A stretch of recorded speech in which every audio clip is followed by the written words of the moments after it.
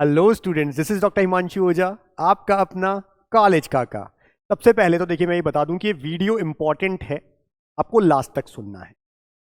Last में हम ये भी डिस्कस कर लेंगे कैसे आप हमसे जुड़ सकते हैं वो सारी बातें, लेकिन चैनल सब्सक्राइब नहीं किया तो करके रखिए। हमारा टेलीग्राम जो है उसका जो भी डिटेल है वो इस डिस्क्रिप्शन बॉक्स में है, आप जा करके ज्वाइन कर सकते हैं जिससे आने वाले वीडियो आपसे मिस ना हो।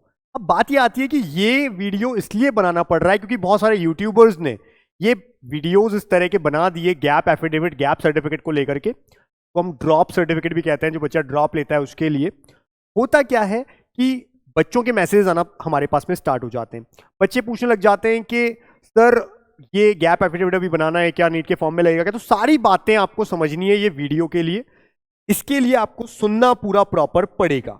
देखिए, ये 10 रुपए का स्टैंप है, ऐसे होता है 10 रुपए का स्टैंप पेपर, ठीक है, आपको मिल जाता है कोर्ट में। जब आप जाते हैं कोर्ट, आप जानते हैं कचहरी जिसको हम कहते हैं, कोर्ट कचहरी, वहां जाते हैं, नोटरी से मिलते हैं, 10 रुपए का स्टैंप भी मिलता है।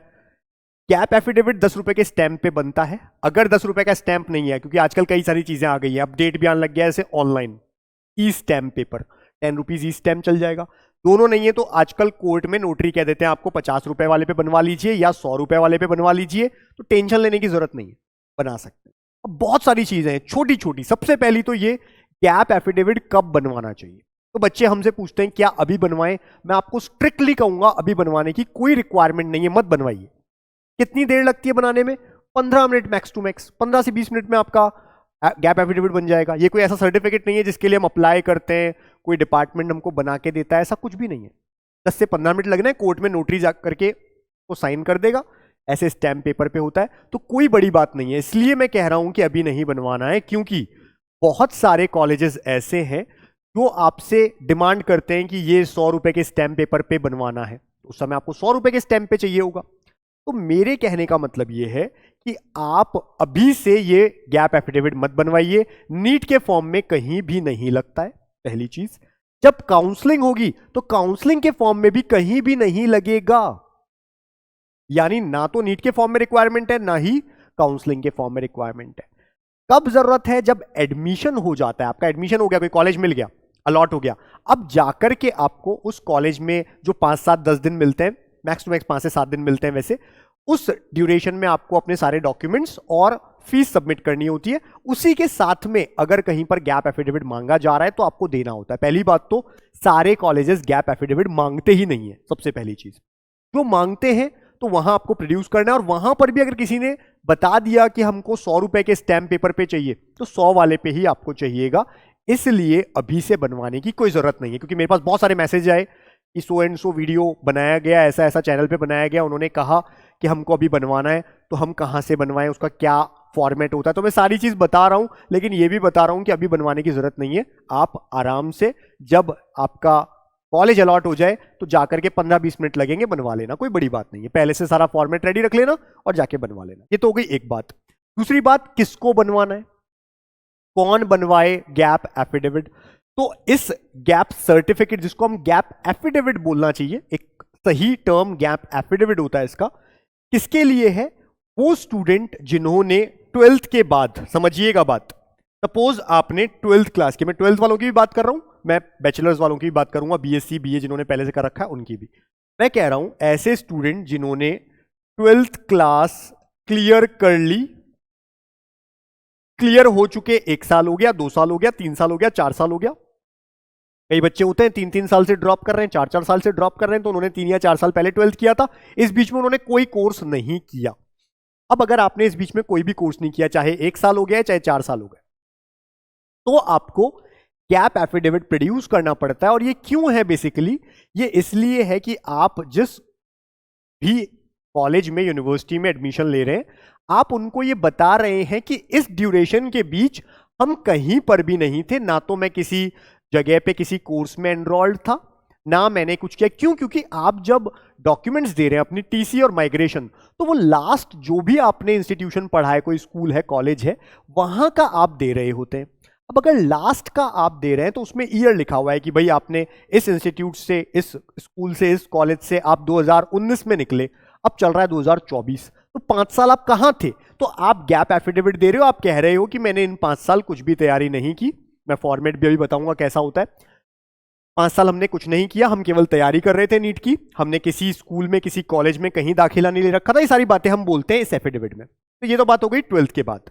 अब सपोज करो कोई बच्चा जिसने बीएससी करी और उसकी बीएससी कंप्लीट हुई है या 12th कंप्लीट हुआ है इसी साल, मतलब 2024 में अभी उनका रिजल्ट आने वाला है बीएससी का या 12th क्लास का, और इसी साल वो नीट के थ्रू किसी मेडिकल कॉलेज में जाने वाले हैं।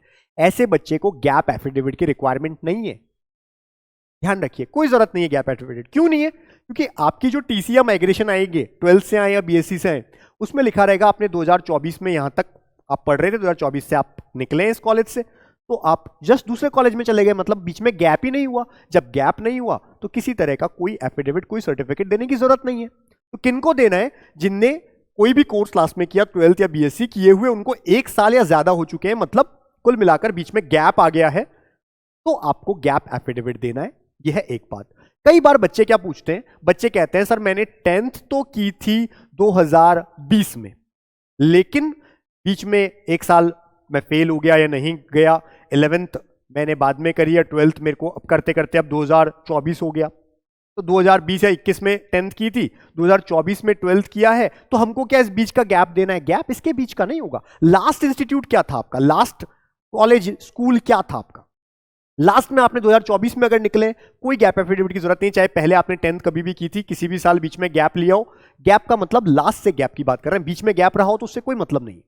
तो पहली बात तो गैप एफिडेविट ऐसे बच्चों को बनवाना है जिनको लास्ट जब भी वो पढ़ के आए, चाहे स्कूल से या कॉलेज से, उसको 1 साल या ज्यादा का टाइम हो चुका है।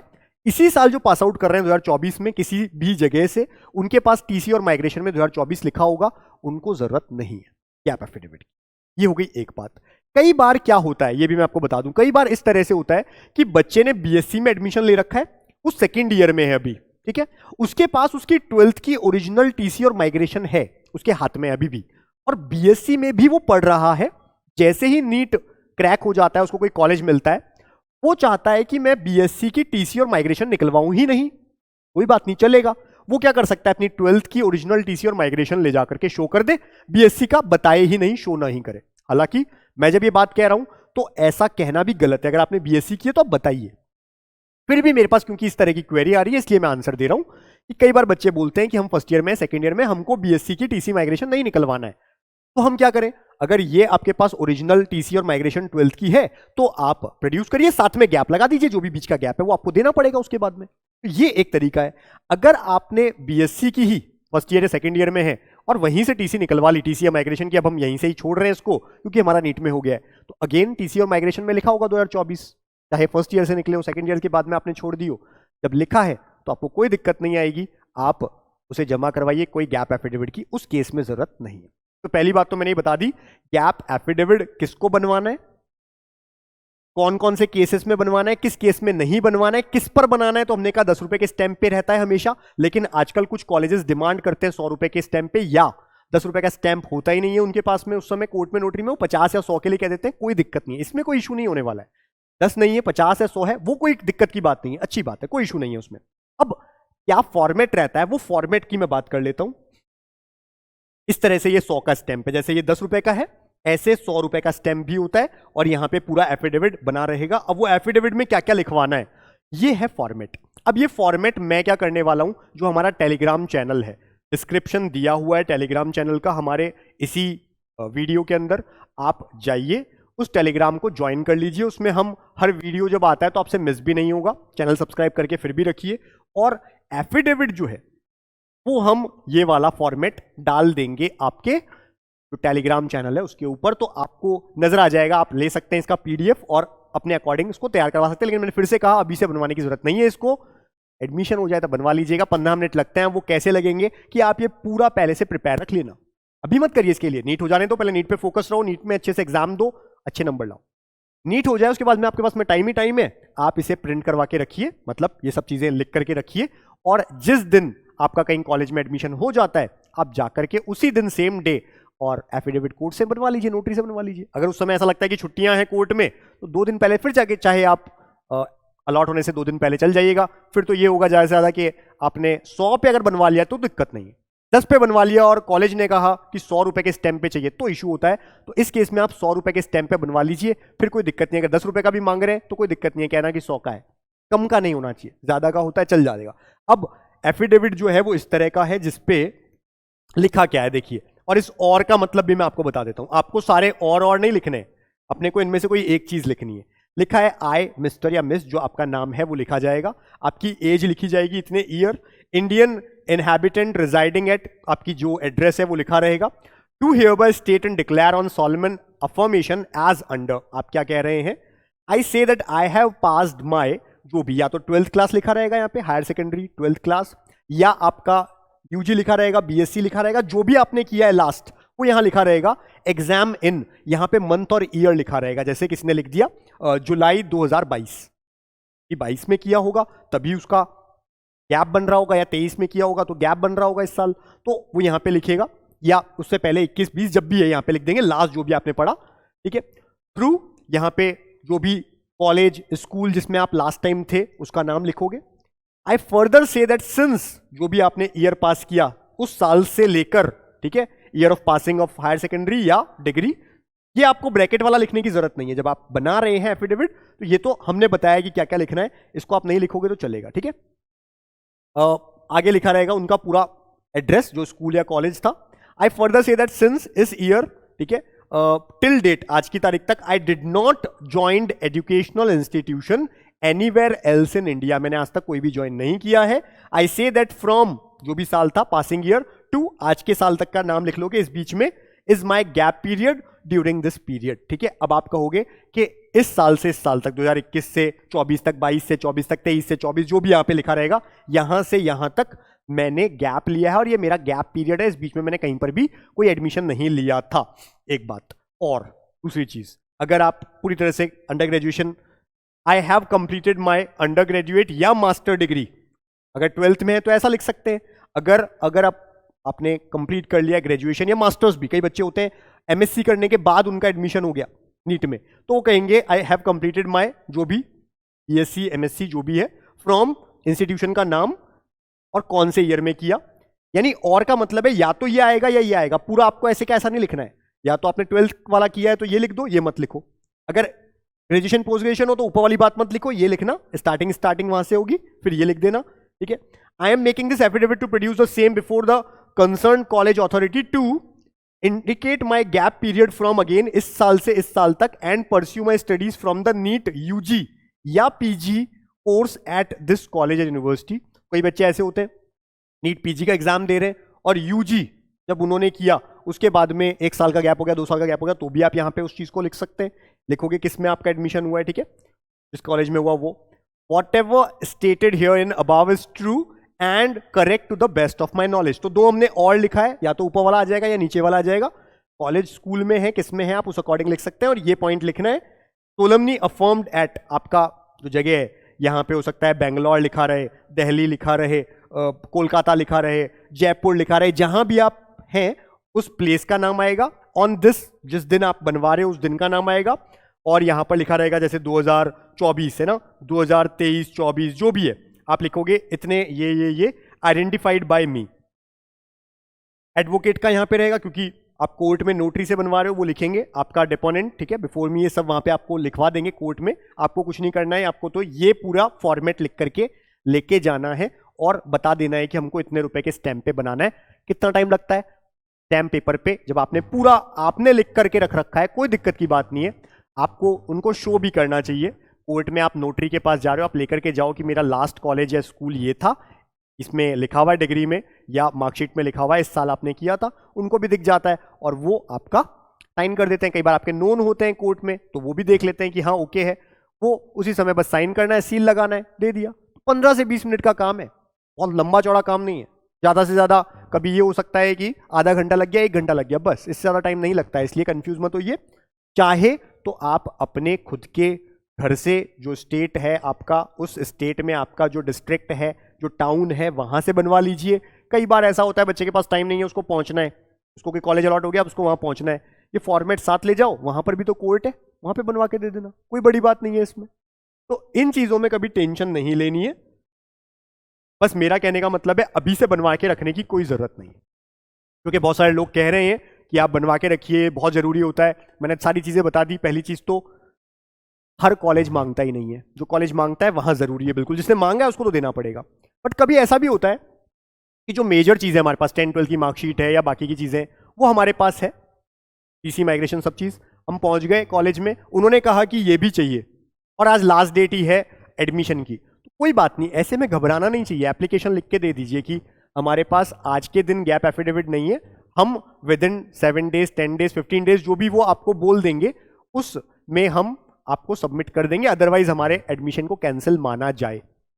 ऐसा हो जाता है अगर आपके पास बाकी के सारे इंपॉर्टेंट जो मैंडेटरी डॉक्यूमेंट्स हैं वो हैं, जैसे 10-12 की मार्कशीट है, टीसी माइग्रेशन है, आपका आधार कार्ड या जो भी आप आइडेंटिटी कार्ड बोलते हैं, सारी चीज़ें अगर आपके पास में हैं, प्रॉपर सारी चीज़ें हैं, तो कभी ऐसी कोई चीज़ जो उन्होंने मांग ली, कोई एफिडेविट या कुछ, और लास्ट डेट है उस दिन, पहली बात तो अलॉटमेंट होने के बाद आप लास्ट डेट का वेट नहीं करेंगे, जो भी 5-7 दिन मिलते हैं, जल्दी से जल्दी कॉलेज पहुंचना होता है, जिससे अगर ऐसा कुछ मांग भी ले तो वहां पर भी कोर्ट है, उस सिटी में भी कोर्ट है, आप वहां जाके बनवा ले।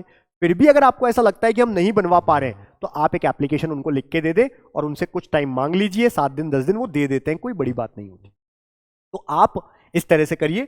हमने कहा ये फॉर्मेट हम डाल देंगे हमारे टेलीग्राम पे। अब बात आती है उन बच्चों की जो हमको कहते हैं कि हम आपसे जुड़ना चाहते हैं। पहली बात, आप यूट्यूब के चैनल को हमारे सब्सक्राइब करके रखिए, आप अपने आप ही हमसे जुड़े रहेंगे। टेलीग्राम पे आप बने रहिए, जुड़े रहिए हमारे साथ। हम फ्री में सारा कंटेंट डालते रहते हैं, काउंसलिंग से रिलेटेड सारी चीजें स्टार्टिंग से लास्ट तक। पर वो बच्चे जो कुछ पे कर सकते हैं, जिनके पेरेंट्स डॉक्टर हैं, इंजीनियर हैं, अच्छे पोस्ट पे हैं, और उनको ये लगता है उनके पेरेंट्स को कि उनके पास इतना टाइम नहीं है कि वो रिसर्च करें, वो हमारे वीडियोस को समझे, देखें। कई बार लोगों के पास टाइम नहीं है, आजकल टाइम की ही कमी है। ऐसे में हम बोलते हैं, पहली बात तो उन बच्चों के लिए जो पे नहीं कर सकते, हमने कहा फ्री में वीडियोस हैं, आप देखिए, समझिए, काउंसलिंग करिए, पूरी चीज।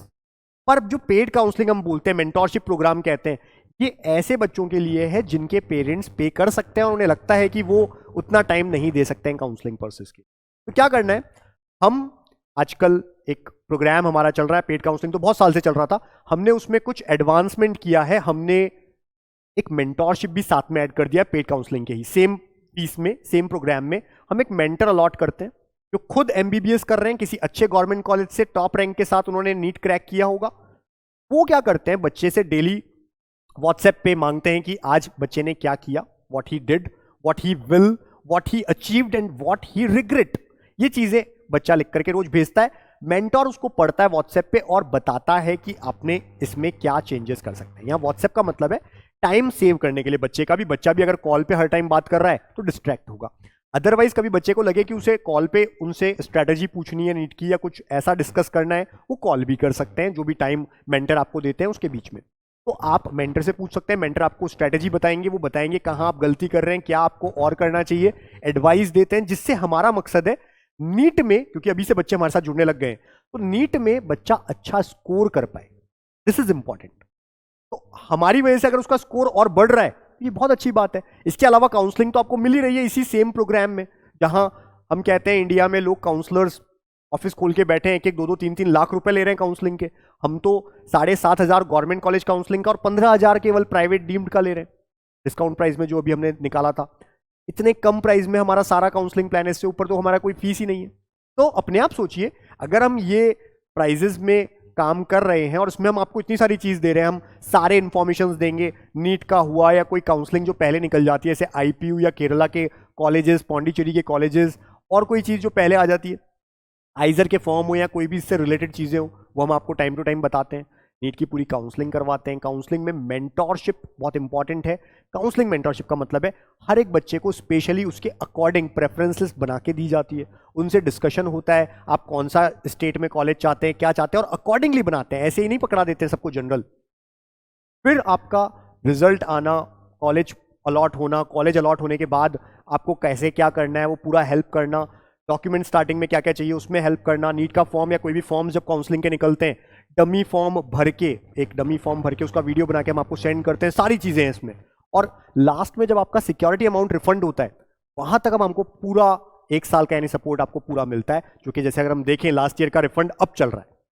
अभी तक हम बच्चों को के साथ में जुड़े हुए हैं जो हमारे साथ लास्ट ईयर थे, तो 1 साल का आपको सपोर्ट मिलता है कम फीस में हम इसलिए लाए हैं कि नीट काका जेई कॉलेज काका हमेशा कम फीस में ज्यादा अच्छी सर्विसेज के लिए ही काम करता है। तो आज हमने बात की गैप एफिडेविट, जिसको ड्रॉप सर्टिफिकेट या गैप सर्टिफिकेट भी बोलते हैं। इस पर जहां आपको लगा आपने स्किप किया है, पूरे वीडियो को ढंग से सुन लीजिए, आपको समझ में आ जाएगा कैसा है, क्या बनाना है, कब बनाना है, फॉर्मेट क्या है, अभी बनाने की कोई रिक्वायरमेंट नहीं है, और कैसे आप जल्दी से जल्दी इसको बनवा सकते हैं। तो कोई दिक्कत की बात नहीं है, यहाँ पे कोर्ट में नोटरी से जाकर के बनता है, कोई इशू नहीं आता है, इजीली बन जाता है विद इन 15 to 20 मिनट्स। अच्छे से नीट की प्रिपरेशन करिए, नीट बहुत अच्छे स्कोर से क्रैक करिए और अपने डिजायर्ड मेडिकल कॉलेज पहुंच जाइए। All the best.